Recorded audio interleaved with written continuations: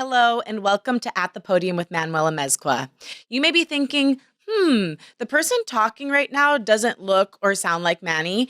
You're right, I'm not. My name is LoGrasso. I'm an award-winning podcast host and producer, and I'm Manny's podcasting coach. After months of encouraging Manny to share his story, today he finally agreed. So I'm interviewing him, the one and only Manuel Amezcua, about who he is, where he came from, and where he hopes to go. So to start, I'd like to tell you listening a little bit about Manny's remarkable journey and share his bio. Manuel Amezcua is an entrepreneur, philanthropist, and executive in the wealth management and insurance industry.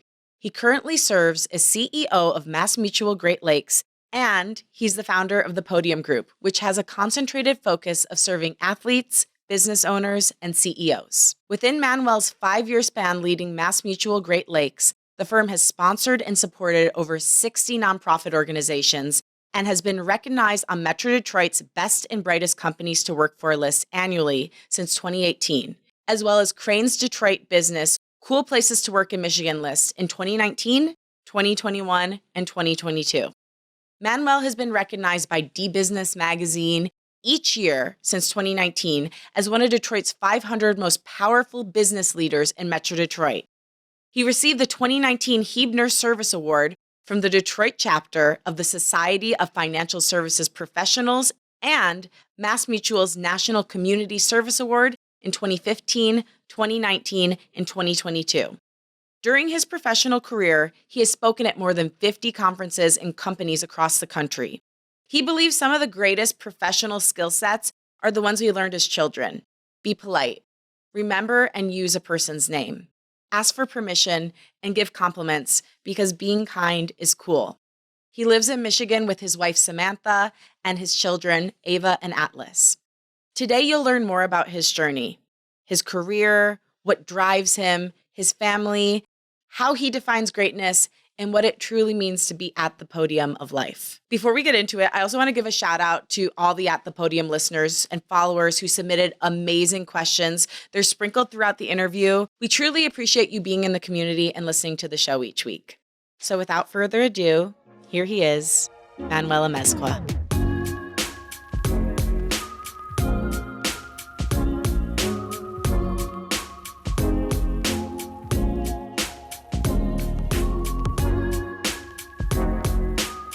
Manny, thank you so much for being on your show At the Podium and for telling your story. I feel so honored to get the opportunity to facilitate the telling of your story because it is something that is so beautiful and that people really need to hear. And there's so many inspirational moments, wins, losses, and lessons in the story of Manuel Amezcua. So thank you for being on your show and for sharing from your heart. So I want to go back because I want to know what the inciting incident of Manny was. Like, what instilled this relentless drive for greatness in your soul? You know, that's a great question. My parents came to this great country from Mexico, and in doing that, they made a very conscious decision at their own expense and their own happiness to say, hey, someday we are going to have children. And whether they are men or women, we want to raise them in an environment that gives them unlimited possibilities and opportunities for life. And so my father made that decision first and came here from Mexico. And eventually he married my mother, complete cradle robber. He's 18 years older than her. He was 40. She was 22. And he was a real OG, one of the last ones around. They decided to start their family in Chicago. I already had a half-brother named Robert, who I care about very much. And my brother Alex was born in 76. My parents married in 74. Alex was born in 76. I was born in 78. And Will Guillermo was born in 80. And that's where the story began. And so I think one of the most powerful gifts our parents gave us, and Samantha and I continue to take this forward into our family with Ava and Atlas now, is to really inspire and empower our children to dream the very biggest dreams that they have without limits or boundaries.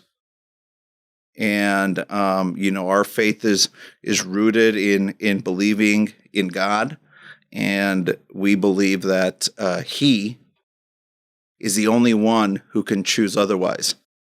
And so for us, we say, hey, Ava and Atlas, whatever it is that you want to be, we can make this thing happen, right? We've got to put in the work, not take shortcuts, lead with respect and love.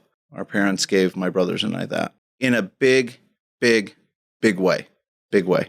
That is so beautiful. I know you've talked a lot about how they instilled a love of this country and the American dream in you. And I'm curious to hear, how were dreams framed in your household? How did your parents talk to you about dreaming big?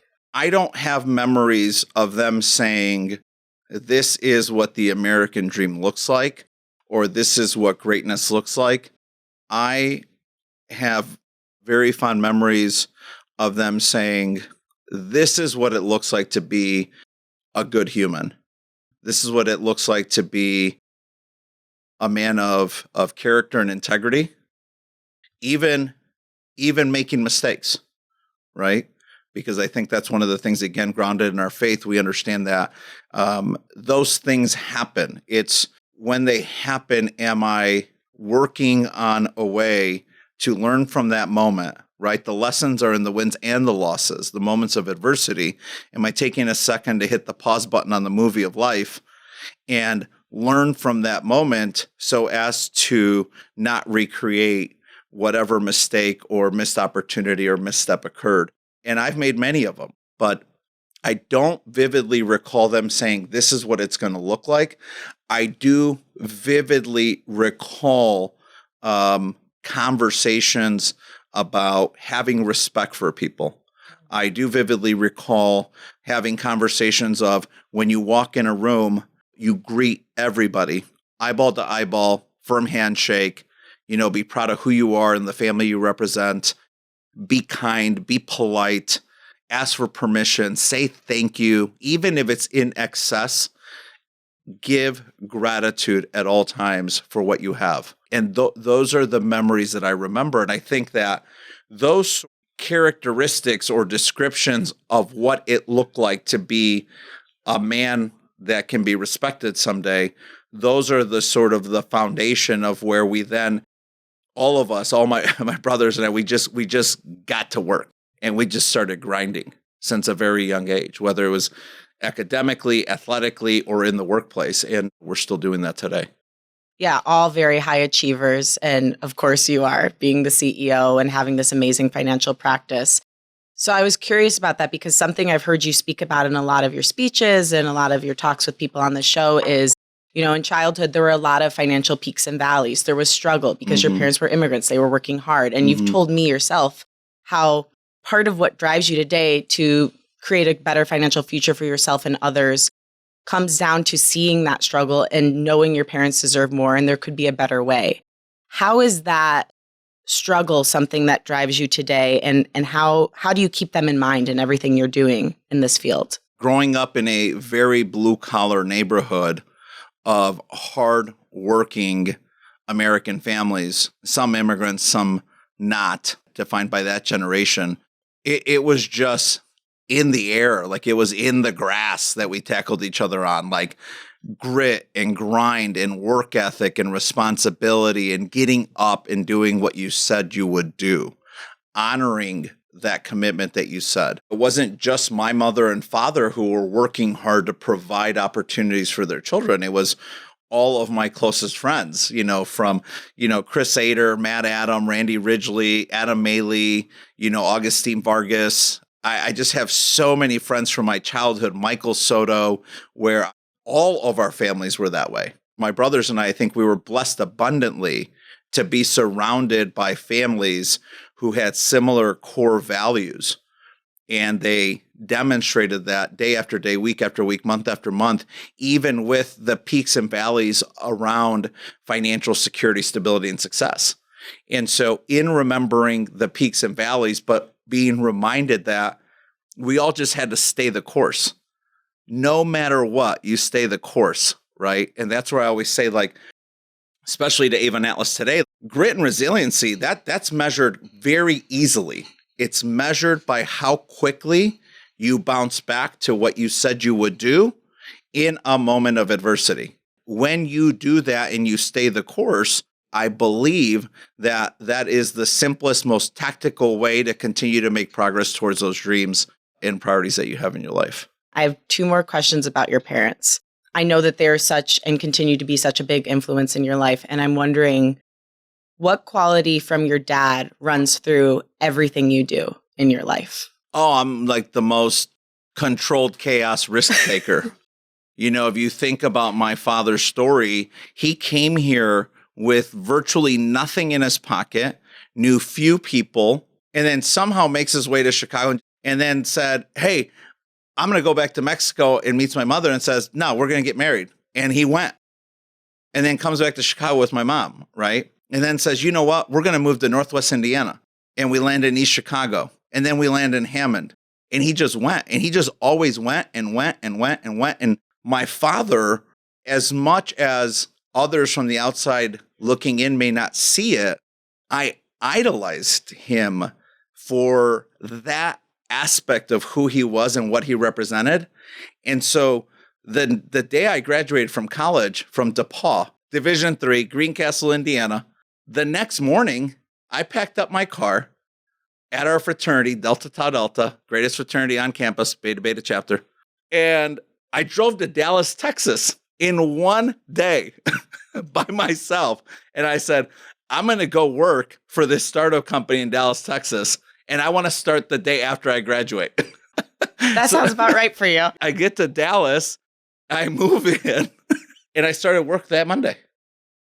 And, that has been the story of my life. And I've always quietly, without over communicating it, I've always quietly drawn my strength for taking risk from my father and watching and listening and recalling the story of his life.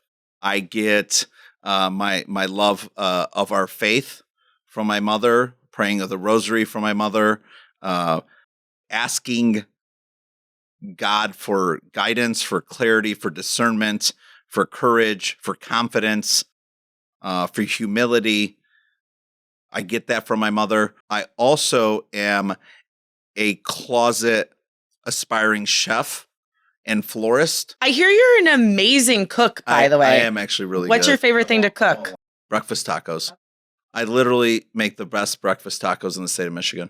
Atlas and I have agreed that as soon as I can call it a day on the career I'm in right now, we're going to start a breakfast taco truck business that's like a pop-up restaurant. We drive, we get permission to park somewhere, and it's going to be called Taquitos and Floritos. And so we're going to pop up tables and chairs, and I'm going to design a flower arrangement for each table so that as you come and you have your breakfast taquitos, you get to take the flower arrangement with you. I love that idea. Yeah. I want to give a special shout out to my friend Dana Cornelius. Dana's the CEO, co-owner of Sport of Kings, the gear that I am rocking today. Yes, folks, I do wear more than a blue suit, white shirt, and a tie. Check out their website, sokfy.com. If you drop in the word podium in the discount code, they're going to send you an amazing, amazing, amazing package of whatever you order with 20% off. Check it out, Sport of Kings. Love Dana and Tiffany. So you're obsessed with sports. You played football in high school and college. Tell me what that journey was like and why you ended up giving it up in college. That's a great question. I also have just always very much looked up to my brothers, right? And so if we're progressing through the seasons of my life and we're in that college season, going through high school, my brother Alex was one of the best football players I ever saw play. He played offensive tackle. He was great. He played for one of the greatest teams that ever played at our high school. I played freshman year football, and somehow, they say birds of a feather flock together. And it's so true. The summer going into my sophomore year, I started hanging out with different birds. And those birds were not going out for football. So my brother Alex's senior year was my sophomore year, and not having played on the team with him was also one of my biggest regrets ever. He was a great player. He had a great season. He got a number of different honors, as well as academically. He was the valedictorian of our high school that year. And I just regretted it so much. So I really recommitted myself in that moment. So we talk about, hitting the pause button and learning from our losses. I very quickly realized, wow, I just lost what could have been one of the greatest experiences with my brother because of my selfishness and saying, I'm too cool to put in that work. And thankfully, he helped kind of correct that through his actions and not his words, and my observing him closely. They say success leaves clues. And watching my brother, I was like, man, I want that someday. So I went back out for football my junior year, had a very mediocre junior year, and I just kept grinding and working out. And I came back my senior year, and so became a team captain. And for someone who just hadn't really played, I had a good amount of success my senior year. I saw that season playing football as something really special. And I was fortunate enough to go to DePaul following my brother Alex again. Again, success leaves clues. And I look up to him in such a big way that I wanted to follow him to DePaul. So landed there, go out for football my freshman year with a big ego, quit, embarrassed, lesson again. Boy, I love football. What am I doing here? I played rugby and track that year. And my sophomore year, I go back to football. I finished my junior year, never played again, and didn't even finish the season my junior year. And really, I just was going through that window of my life was likely the most selfish window of my life. So first time away from home. My junior year was my first year without really the presence of a brother. I always have this grounding aspect to my life by having my brothers, by being the middle one with them on bookends. And so with him leaving, again, graduated with honors at DePaul. He ended up going to law school at Northwestern, was president of the student body at Northwestern, super proud of all he did and all the hard work and sacrifice he made. But I ended up finding myself at DePaul by myself my junior year. And that year, they moved me from middle linebacker to right guard because I just was not going to play at middle linebacker. And that was very emotionally difficult for me.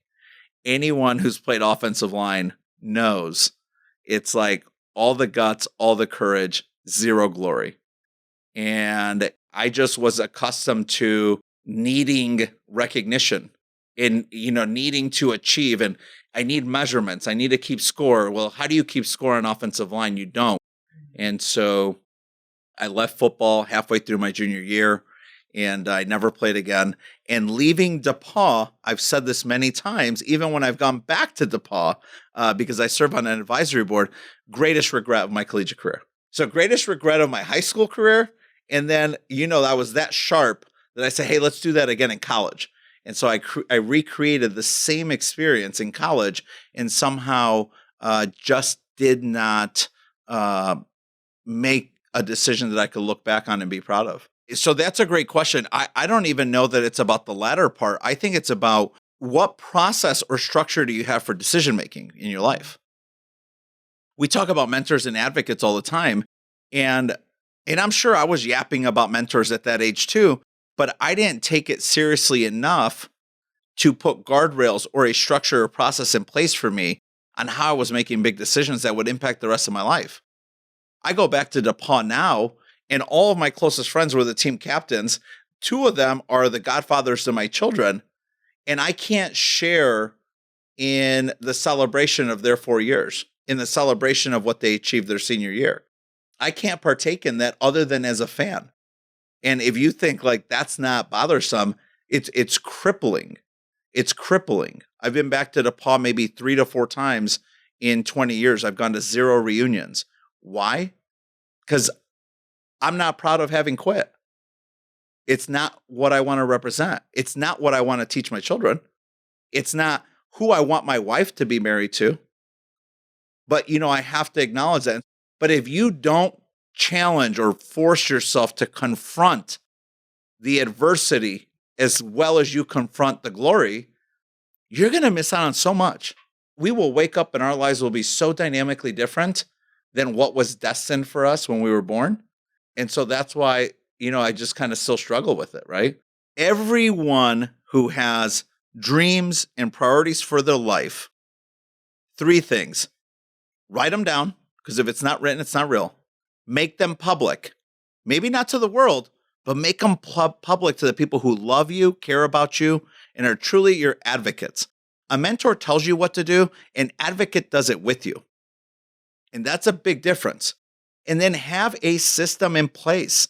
Have 2 to 3 people you really, really admire that when you got to make a tough decision about love, business, sports, or faith, you're going to go to those people.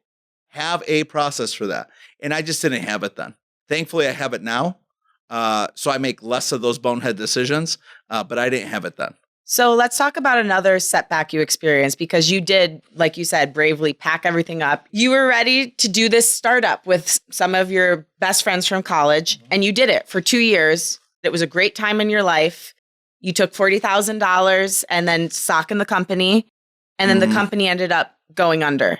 And you were left with $2,000 and back home in the basement of your childhood home. I want to give a shout out to Don Dasky. He wrote me a check for $2,000 when he closed the doors on the company to help me get all my stuff home. And he didn't have to do that. And I just still always give him so much credit. His assistant was Betty Pittman. Loved her. And she was such a shining light on behalf of Mr. Dasky.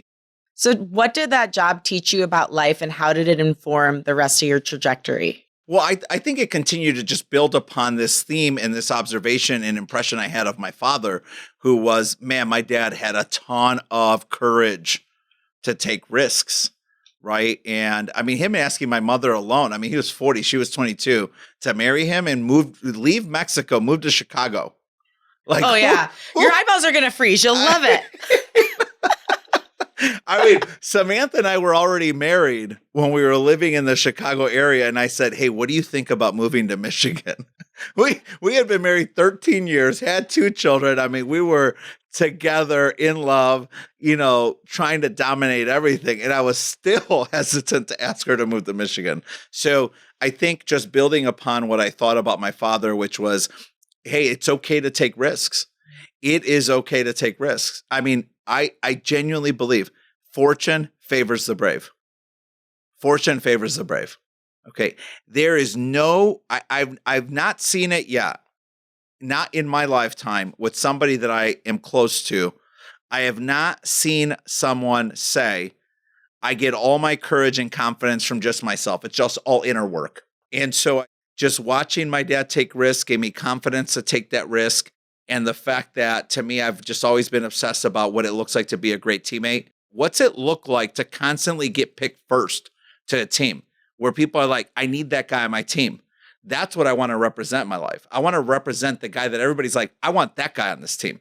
And so I worked very hard, and I think intentionally at that time, coming out of college, regretting leaving football again, to say, I want to be a great teammate when I get down there. And, we gave it our best. We couldn't control what was happening in the economy at that time, and the company went under. And I moved back home saying, what's the next risk? So what was it? Because now you're obviously the CEO of this company. You have an incredible practice of your own.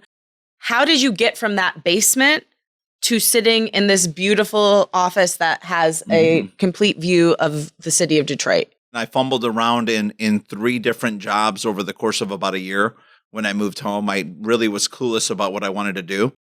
And in sitting down with a few mentors and talking to people who I respected, again, believing in success leaves clues, I was working very intentionally to reach out to people that I admired and respected and saw as being successful, to try to identify what were the common characteristics and traits of these people.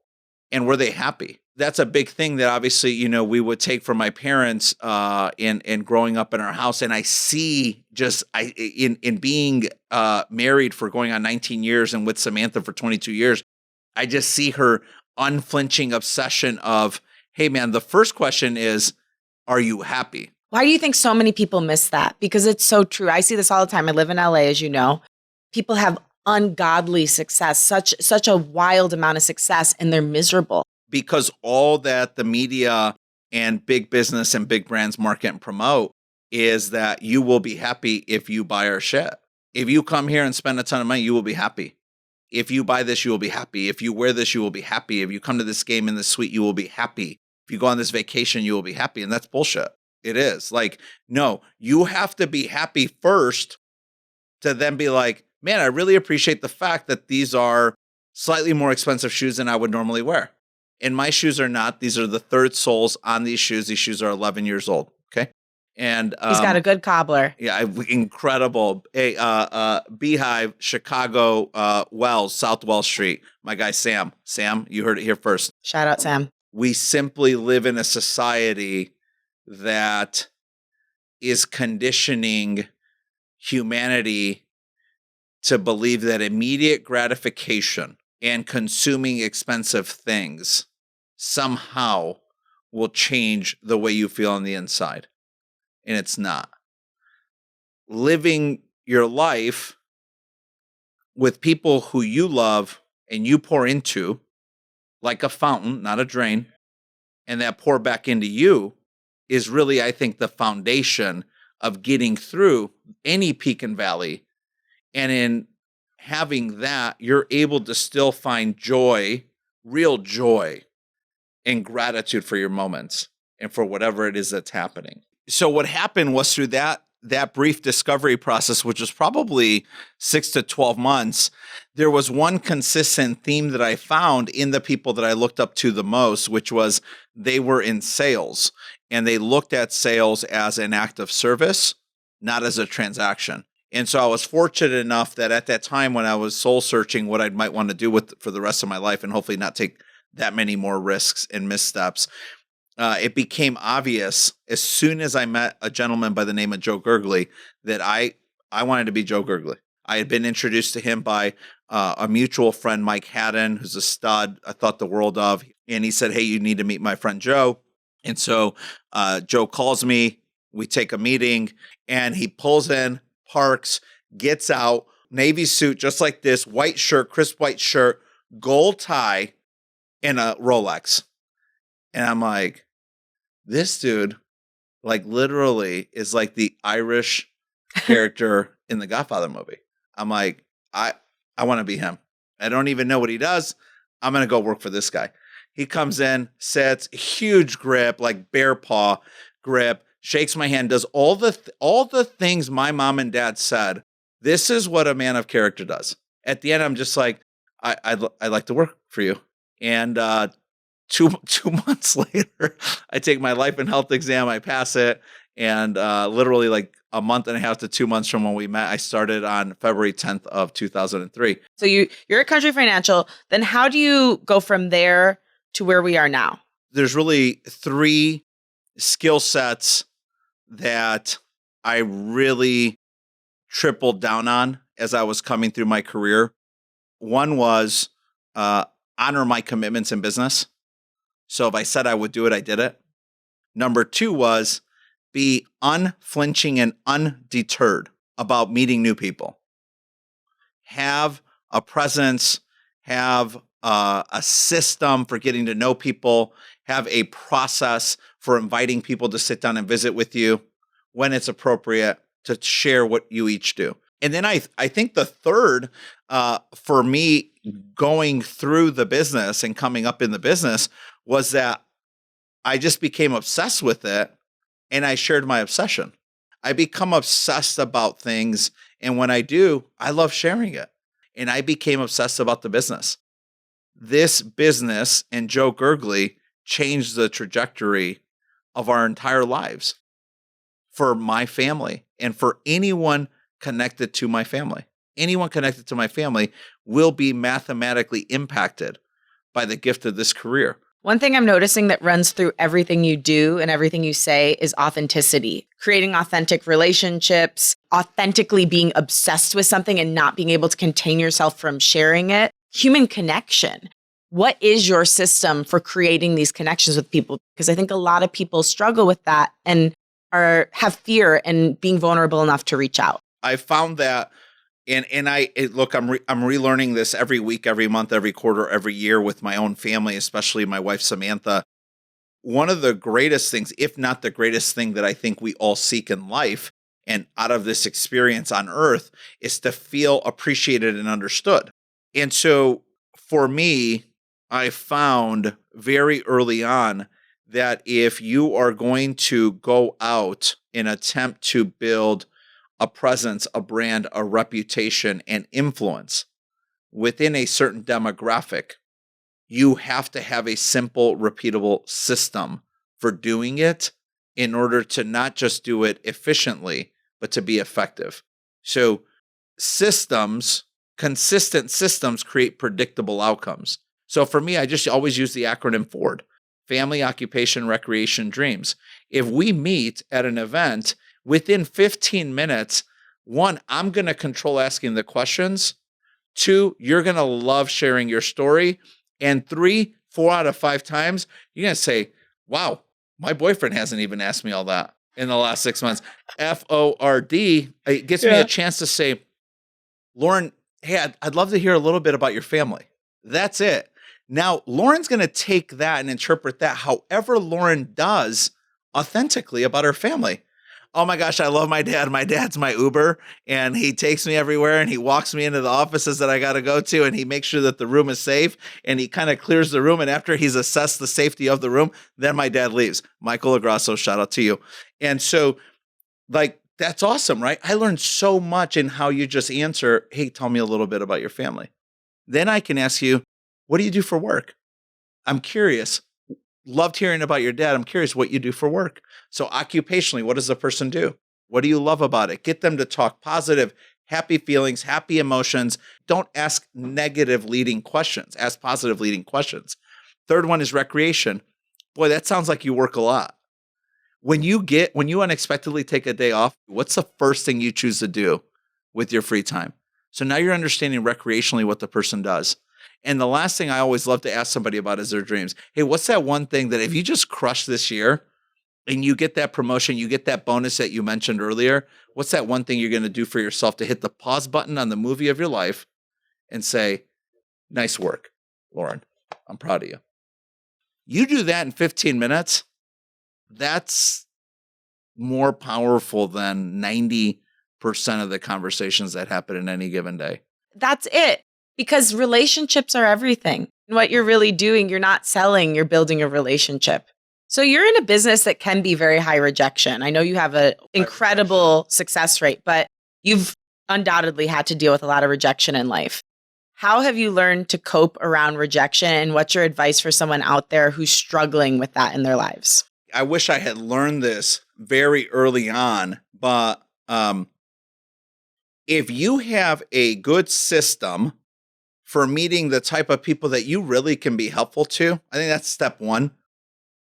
I have a great system for ensuring that the type of people I'm meeting, or I'm engaging at least, they are the type of people we can add value and make an impact on. And we're engaging those people, then I think it comes down to language and process mastery. Inviting them in a very simple and clear manner into the possibility of conversation and discovery. So I don't shy away from explaining that I serve as a financial advocate to my clients' greatest dreams and priorities. And I help them have a very simple, honest relationship between themselves and their money to put in the right roadmap, systems, and disciplines to achieve every single dream and priority that they aspire to achieve. I'm going to help you hit the play button on every single one when you get to that point. Through simple math. People lie, numbers don't. And so our business is really simple, but we're inviting people into that conversation. And so we've got to be candid and authentic and transparent that that's the conversation we're inviting you into having. So for me, I think it's making sure that we're calling on the right demographic, the right market that we could be of service or value to. And then when you do, I think you've got to have good language and process mastery to keep it simple, clear, and inviting to where they'd want to learn more about how you add value and solve problems for your clients. What I took away from that is on the rejection piece, when it still does come in, it's easier to deal with because you know you've done everything you possibly can to set yourself up for success. You're right. And what I wish I would have learned, and what I meant to say to begin with was, what I wish I would have learned was that when you have that, when you have those two things, you should still expect rejection, but about 80% of the rejection you're experiencing is timing. It has nothing to do with you. So, hey, am I calling on the right market that I could be helpful to and add value and solve problems for? Yep, check, green light, right? 2, do I have good language and process mastery to keep it simple, clear, and inviting for someone to very easily be able to accept the invitation to learn more about each other through conversation and discovery? Yep, green light, check. If they say no, then 80% of that's just timing. It has nothing to do with you. So this is why we've got to walk away with our chest out, chin up still and say, hey, it's not me. It's just not now. Who's next? That's why we have to have a good, simple, repeatable system for consistently meeting more of the right people. You not getting what you want out of a moment or an action doesn't always have to be listed with an L, right? And if you want to list them all with an L, that's fine. Call it a lesson, though. It's just a lesson. What did I learn from this outcome? But that goes back to you have to hit the pause button on that damn treadmill and get off, reflect, and then get back on the treadmill. You have to have a system and a process for that. So many things can go wrong in life when you're so obsessed that you don't have a system for pausing and learning from the moment. And I think that's really important as well. So you're a leader, a huge leader in the community at this company. I'm a steward. You were a steward. Why is it important to rebrand it that way? Well, it's a good question. I've just heard it's like the word boss. I just despise it. It's like just such a nasty word to me. I have just very negative memories of people who would call themselves a boss or a leader. A lot of self-appointed titles of authority, and so I just don't like. You don't it. engage. Servant leadership, yes. I think stewards are the way I see my stewardship over the firm, our organization, and as a steward and committed partner to a lot of philanthropic organizations in Detroit and Chicago. I see it as, hey, I am somebody who is committed to providing and protecting this group of humans, this cause, this mission, this crusade. And I treat everything like it's a crusade. Everything is a crusade. Is that important to you? Then let's get at it. Like, let's go. Not, oh, maybe. Right? Like, no. Let's be obsessed. Let's be on a crusade. Rising tide lifts all boats. The waters are rough. Choose. Are you going to rise with the tide or are you going to drown? And so I think stewardship, providing and protecting for a cause, for a group of humans, for something that I'm very passionate about, like I am our firm, MassMutual Great Lakes, and all the great work that we do here in the Midwest. I think stewardship is more appropriate for the way I act, not my words, but for the way I act and behave in the firm. I was going to ask you what your approach to leadership was and what you've actually seen work for people, but it seems like for you, it's about finding out what people need and then serving them. Tell me about that a little bit more. It goes back to what I speak about often, which is the difference between a mentor and an advocate. I've been so blessed to have so many great mentors in my life. There are a lot of people in that mentor column. Advocates, though, my wife is at the top of my advocate column. My wife rolls up her sleeves, beautiful woman, incredible woman. I've always said, like, she could serve and lead this organization better than I can.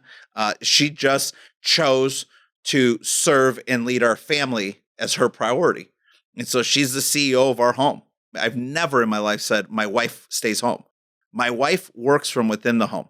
She is the CEO of this company named the Amezcua family that resides in Bloomfield Hills. And so this woman is an advocate. And the way I look at it is that's servant leadership.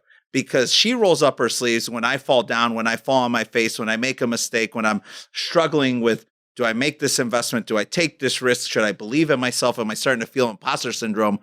She's the one who's consistently like, you got this, you got this, you got this. This is who you are. This is where you came from. This is why God put that in your life. This is where you are supposed to go as the leader or steward of this family. And that's really empowering. And so I have learned a great deal from observing her live and lead in her life that I'm like, boy, I could do that in business. And that's really where I think a lot of my inspiration has come from, is observing the way she has dug deep, especially over the last 15 years since she was pregnant with Ava, and said like, no, I'm going to be the greatest version of myself. I'm going to empty the tank. When God calls me home, they will know that my tank was on empty. There won't even be fumes left. They'll know I left it all on earth. And so seeing that, it's easy. It's easier when you wake up in the same home as that, and you can say like, man, I better have my shit together today. Your description of your wife is bringing tears to my eyes. I've had the privilege of watching the interview you did with her. She's an incredible woman. It's clear to me why you draw so much inspiration from her. The reverence you speak about her with, the reverence you speak about your family with, is something that inspires me and that I aspire to be like when I have my own family someday. So tell me about your family. You've got this beautiful wife, Samantha, your beautiful children, Ava and Atlas. I know they run through every single thing you do. What part do they play in your success and how you show up in the world? I mean, everything. They are the center of my vision board. The difficulty in life, I have found my greatest enemy in life is making quiet decisions inside my head about what is best for our family. That is the greatest enemy of my life. In my head, I'm saying, I'm just going to work harder, because if I work harder, I'm going to get this next promotion. And with this next promotion, I'm going to have more influence to impact more lives. And when you impact lives in our business, that's a great thing. You know, one of my mentors and a man I look up to very much, John Vaccaro, always says like, hey, when you're in the business of helping people, business is always good. You are always in a good place in business. So quietly in my head, I'm making these unilateral decisions, and I'm not even the CEO of Amezcua Enterprises. But I think, oh, if I just achieve this next thing, because I also have this obsession about one more all the time, one more. So sadly, I have an internal, emotional, quiet fight with that all the time. And sometimes I've made those decisions that it's like, no, man, that actually didn't align. That didn't jam out properly with the center of my vision board, which is for my wife and my children to be happy. I want them to be happy. I want them to be healthy, and I want them to go to heaven. That's it. That's how it works. And so if that's really the mission and I'm truly obsessed about it, I've got to do the one thing that I chronically have done very poorly in my personal life, which is learn to communicate. And it's crazy, right? Because all I do at work is communicate.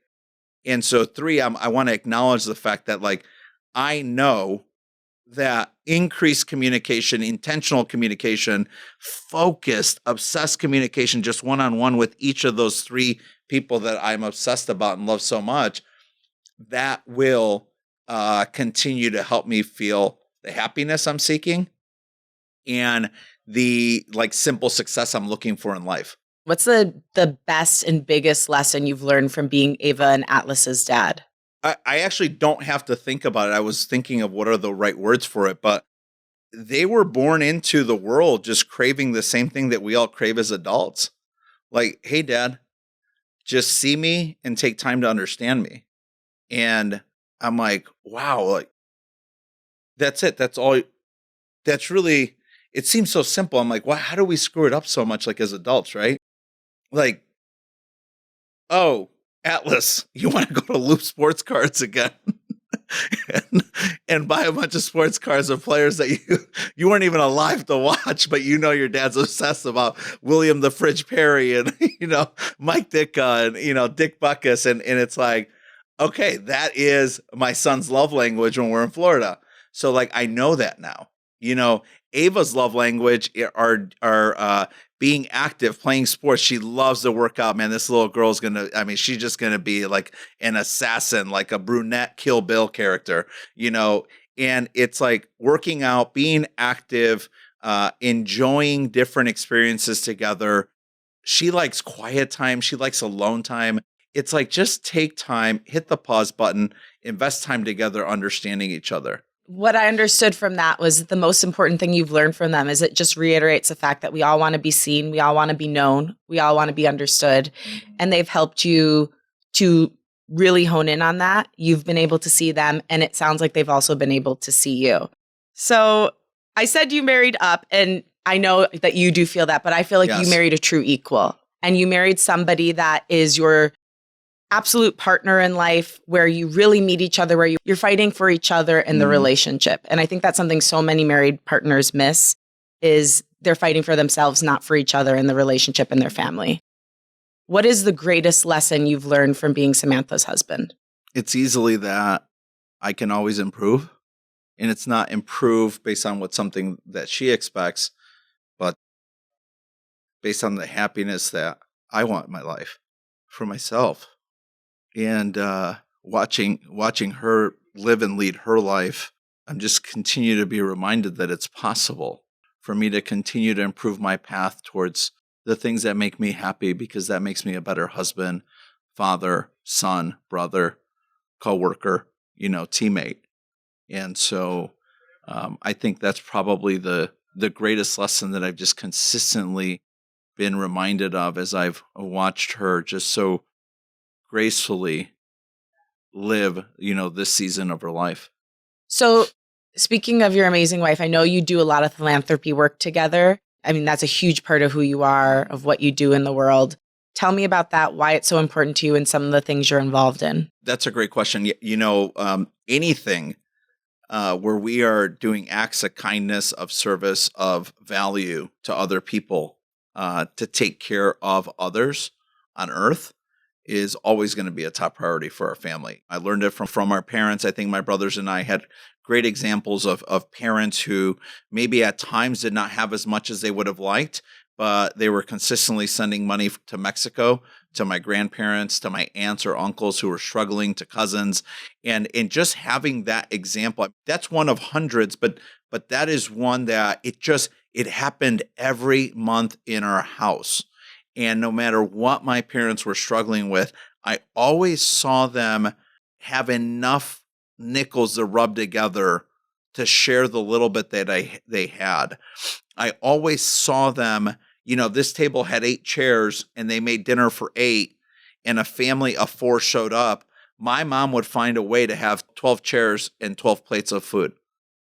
And every plate would be full, even though she made dinner for 8. And so having those 2 examples, and then Samantha can't even watch a sad movie. Being with someone like that for over 20 years and having that consistent reinforcement in our home, it's almost like it went from my parents to my brothers to my wife. And I've just always had that consistent sort of influence to make me really take time to pause and have gratitude for what I have.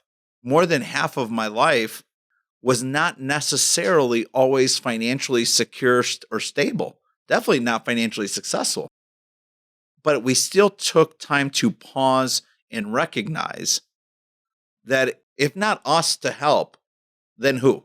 Samantha and I are just obsessed about us being part of the solution, being part of that rising tide that lifts all boats, right? My friend Lauren Johnson, who's incredible, she was a mental performance coach, said something to me years ago that blew my mind. She's like, be a fountain, not a drain.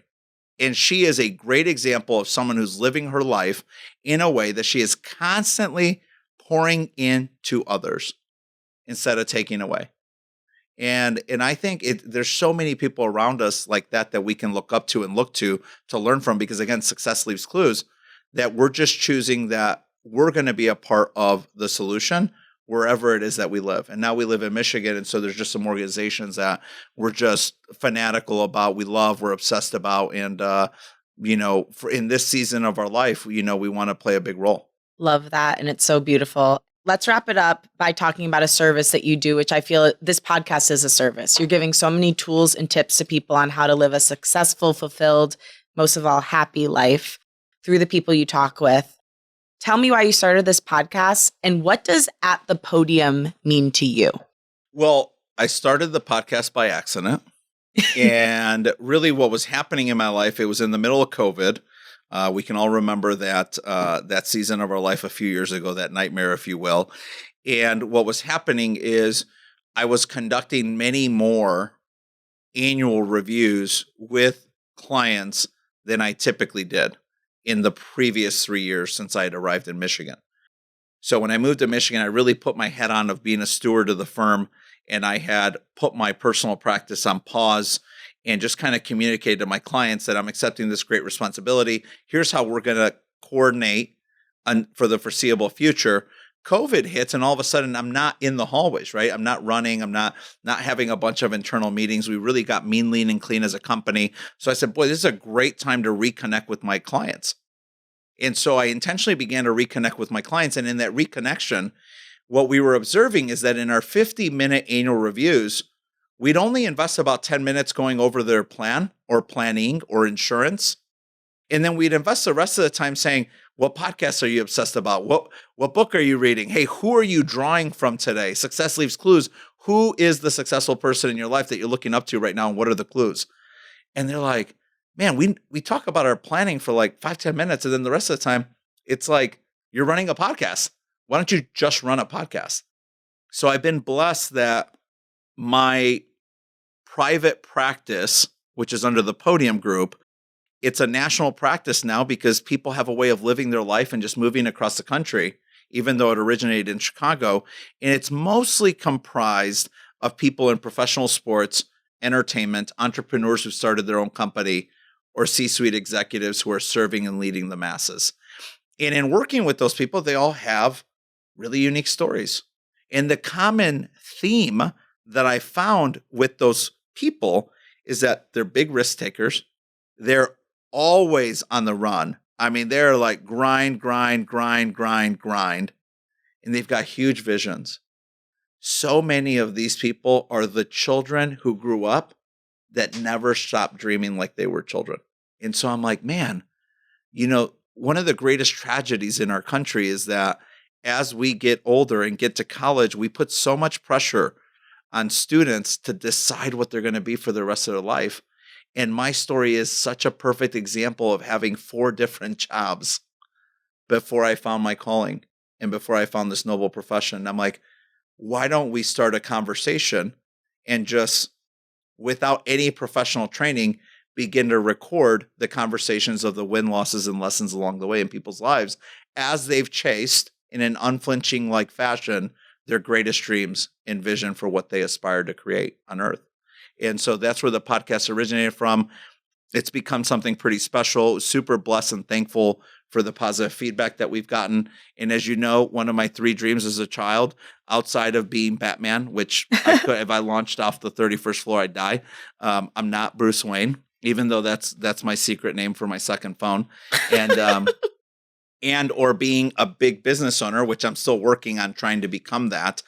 My 3rd dream was to play middle linebacker for the Chicago Bears, which never happened because I couldn't even stick it through Division III football. But the point is that I've become obsessed about telling the stories of so many young men with that dream, that same dream of playing in the NFL someday. And as you've like I've just had such special people on the show and just heard and learned so much from their special stories. So this season, we're focusing pretty much solely on sports. Like it's mostly all athletes, people attached to the sports world. Why is this a particularly good place to focus on to find stories of greatness, wins, losses, and the lessons along the way? I found that there's some common characteristics of the top performing people in business. And one of those very often is someone who was a student athlete in college. There's a short list of things that all student athletes at some point, if they're going to play through college, they've developed a level of competency, if not mastery in. One is the commitment to win. You got to win. You got to be okay keeping score. I'm sick of the, fake trophies we give our children. It's literally we're creating marshmallows in our society, and someday something tragic is going to happen to this country because everyone's a marshmallow. You got to win. You got to keep score. We have to have an army of warriors. So we've got to still be willing to develop that, And I think that competitiveness, that grit, that commitment to saying like, we're keeping score and we're going to figure out if I won or lost. And if I lost, I'm going to turn that into a lesson. That's what keeps advancing society. Number 2, to win, you got to have a commitment to work hard. Anthony Pittman said it best, man. Like, when I'm working hard, super confident. When I'm not working hard, not as confident, right? We have to have a commitment to work hard. And I think student athletes demonstrate that by getting a degree and devoting the other little bit of time they're awake to playing sports and being a great teammate. The third is the discipline to what you said you would do. The discipline to do the little things that it takes to put in the work and to win, I think is critically important. The fourth is that you're coachable. You have to be willing to be in a feedback-rich environment. You have to be willing to be vulnerable and say, you know what, I'm going to own that. I accept responsibility. I am going to fix that. And that leads into the fifth one. You have to have extreme ownership. And I've many times in my life, many seasons in my life, I've suffered from not wanting to take accountability for my actions, for my decisions, for my tonality, for my intensity. But in the most glorious moments of my life, I've had extreme ownership over every single aspect of that day, of that moment, of that outcome, And I think that the game of life is won in the inches. And so everything matters. And so that's why, to me, I'm just obsessed about sharing the story of ex-student athletes. And that typically lets us interview people that are in professional sports entrepreneurship and running big companies. I had so many more questions to ask you. I just think you're an amazing human being. You're somebody to look up to and listen to each week, which is really lucky that you have a podcast because we could do that. And I'm grateful for the authenticity, the love you put out into the world, how much you care about people. People do need to be seen and loved and heard and believed in. And I think if we had that, if everybody felt that, we wouldn't be facing even half the problems that we have in this world. So thank you for being an advocate of that. Thank you for being an amazing human being. And thank you for teaching me what a snapper is. Yes, Tabor Pepper. Hey, greatest long snapper in the NFL, TPAP, San Francisco 49ers, hailing from the great state of Michigan, Michigan State football, and the Coach D'Antonio's era. That's right. I just want to say one last thing. Kindness is cool and kindness wins. I genuinely believe that it's just such a missing element in many moments of my daily ongoings and shenanigans. I'm just like, wow, that was rude, or that person's not happy, or I just don't believe that it's that difficult to be kind everywhere you go. I do not believe it's that difficult. Like so many other things in our life, it's a personal choice. Sadly, if you don't choose kindness, you're wrong. Never forget this one fact of life. If you meet a jerk at some point today, you've met a jerk. If you have many moments today meeting jerks, you may be the jerk. Choose wisely. Just hit that pause button. Put yourself on timeout. Take a second to really think about what's going on. And you just give yourself some grace. I think that's the most important thing. When we're struggling emotionally, mentally, hit pause and give yourself some grace. Manny, thank you. Thank you for, again, allowing me this honor, for the ability to be your coach. To me, you're an advocate for me and a mentor for me, and for pushing me to do things I'm uncomfortable with in a good way, because it helps me grow. And I'm grateful for you. I learned just as much from you as you've learned from me about podcasting. And I think you're an incredible human. Well, one, that I love being with you. 2, it was a blessing and a privilege that you came all the way from the LA area to be with us to do this. So an infinite amount of gratitude for you. And you can't get off the show without telling our listeners where they can find more about you. Well, I'm everywhere at Lauren LoGrasso. So check it out at Lauren, LaurenLograsso. So you can check me out there. I have a podcast called Unleash Your Inner Creative. We talk about a lot of the same things you do, but through the lens of creativity and self-development. And I have music on Spotify and Apple Podcasts. So check out my singles. I love it. So glad we were together. Me too. Thank you, Manny.